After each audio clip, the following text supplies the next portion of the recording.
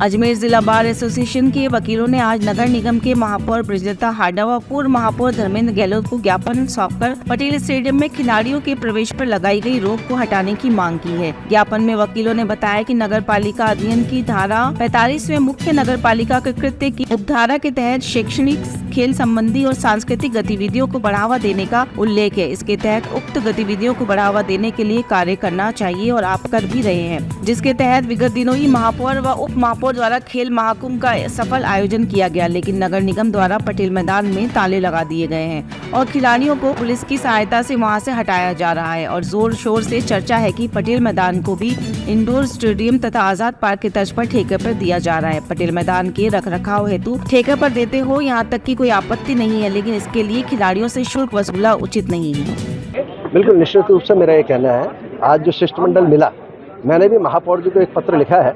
इसमें मैंने नगर निगम की एक्ट धारा 45 का सब क्लोज ये की ओर ध्यान दिलाया है, जिसके अंदर लिखा है कि नगर निगम के ये प्राथमिक कार्य हैं, इसके आवश्यक कार्य हैं जो कि करेंगी।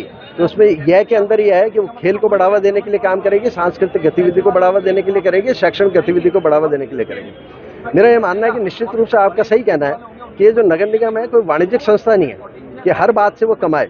कुछ चीज़ें ऐसी है कि जिसको कि निःशुल्क भी उपलब्ध कराया जाता है। अब ऐसे तो कल न झाड़ू लगाने के भी पैसे आप लेने लग जाओगे और भी चीज़ों के पैसे लगने लग जाओगे। मेरा यह कहना है कि निश्चित रूप से मैं ये जो पटेल मैदान का गौरवशाली इतिहास है, इसकी ओर भी ध्यान दिलाना चाहूँगा। पटेल मैदान में नगर निगम की ओर से किसी ज़माने में फुटबॉल का ओलंपिक कप हुआ करता था। यहाँ का जो गोल्डन कप था उस समय, वो आज भी नगर निगम के डबल लॉक में है। इस स्मृति को ध्यान में रखते हुए हमने पृथ्वीराज चौहान जी की स्मृति में फुटबॉल प्रतियोगिता यहाँ पे प्रारंभ की थी।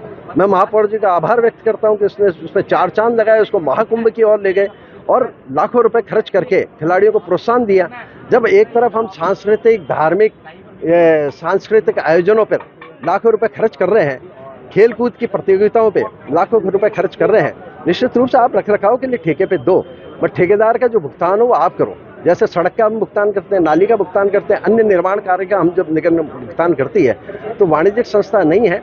हर बात में हमारे को कमाई का सोच नहीं रखना चाहिए। देखिए, अजमेर का जो आपने पूछा राष्ट्रीय खिलाड़ी निकले हैं, तो मैं आपको बताना चाहूँगा कि फुटबॉल की इंडिया की सेकंड ओल्डेस्ट फुटबॉल टूर्नामेंट ओगलवी करके होता था, सर ओगलवी, और उसको आयोजित करते थे आज़ादी से पहले और उसको होस्ट करते थे। अपने आपको ध्यान होता है, ऐतिहासिक बिल्डिंग है अल्लाह रखा बिल्डिंग, उनके जो साहिबजादे थे वो उनको ओगलवी सर के दोस्त थे, तो उनके पुत्र उनको स्पॉन्सरशिप देते थे इंग्लैंड से, और यहाँ से वो प्रतियोगिता आयोजित होती थी और वो प्रतियोगिता 1976 तक चली। इतने बढ़िया टूर्नामेंट और इतना बढ़िया माहौल था फुटबॉल का और निःशुल्क सारे आयोजन होते थे। उस बाद में 1984 में जो तत्कालीन नगर परिषद थी, उन्होंने आयोजित करा football tournament Sukhadia gold cup के नाम से। उसके बाद कालांतर में गैप आया। उसके बाद 1997 में वीर कुमार जी नगर परिषद के चेयरमैन थे, उन्होंने ऑल इंडिया टूर्नामेंट कराया। फिर थोड़ा सा गैप आया और उसके बाद फुटबॉल के नाम पे जो सबसे बड़ा टूर्नामेंट हुआ वो कराया कमल बाकोली जी ने स्टार्ट, और उसको निरंतर 4 साल तक हमारे में माननीय मेयर धर्मेंद्र जी गहलोत ने कराया और शहर की जनता के लिए ऐसा प्लेटफॉर्म दिया कि आप देखिए, कृत्रिम जो लाइटें थी उनके लिए पोल लगाए जाते थे और शहर की 5 से 10 हजार जनता आके देखती थी। क्या कारण रहा कि जो खिलाड़ियों से है मैदान छूट गया? देखिए, कारण तो स्मार्ट सिटी में हमें थोड़ी मालूम था कि स्मार्ट सिटी में ये हमें खराब कर देंगे।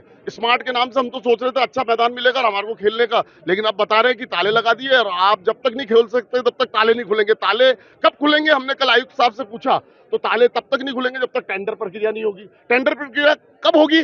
बोले 1 महीना भी लग सकता है, 2 महीना भी लग सकता है, 3 महीने भी लग सकता है। अब आप देखिए, ये एक जिम्मेदार अधिकारी इस तरह से जवाब देते हैं, उनको तो इनिशिएटिव लेके जल्दी से जल्दी इस प्रक्रिया को निभानी चाहिए। और जैसा कि माननीय हमारे पूर्व मेयर धर्मेंद्र जी गहलोत ने कहा कि खिलाड़ियों से, खासतौर से मैं फुटबॉल और एथलेटिक्स की बात कर रहा हूँ, मेरे को दूसरे खेल से कोई लेना देना नहीं है, वो कितना दे रहे हैं। हमारा एक गरीब खेल है, जो भी नॉमिनल चार्ज है हम उनको देने के लिए तैयार है मेंटेनेंस के नाम पे। ये कमाने की जगह थोड़ी है। नगर निगम एक ऐसी स्वयंपोषित संस्था है, कोई अर्न करने वाली संस्था थोड़ी है कि इसकी शहरवासियों से लेगी। तो मेरा निवेदन आयुक्त साहब से और मेयर साहब से यही है कि हमारे बच्चों को फुटबॉल और एथलेटिक्स में या तो पूर्णतः निःशुल्क कर दे। तो सबसे पहले तो प्रैक्टिस के लिए टूर्नामेंट आ रहे हैं, स्कूल स्टेट आ रहे हैं, स्कूल डिस्ट्रिक्ट आ रही है, नेशनल प्रतियोगिताएं आ रही है, सीजन शुरू हो गया है, तो ताले खुलवा के प्रैक्टिस की अनुमति दी जाए। देश, दुनिया और शहर की खबरों की जानकारी के लिए देखते रहिए मरुधरा टुडे। मरुधरा टुडे के चैनल को सब्सक्राइब करें, नीचे दिए गए बेल आइकन को प्रेस कर लाइक, कमेंट और शेयर करें।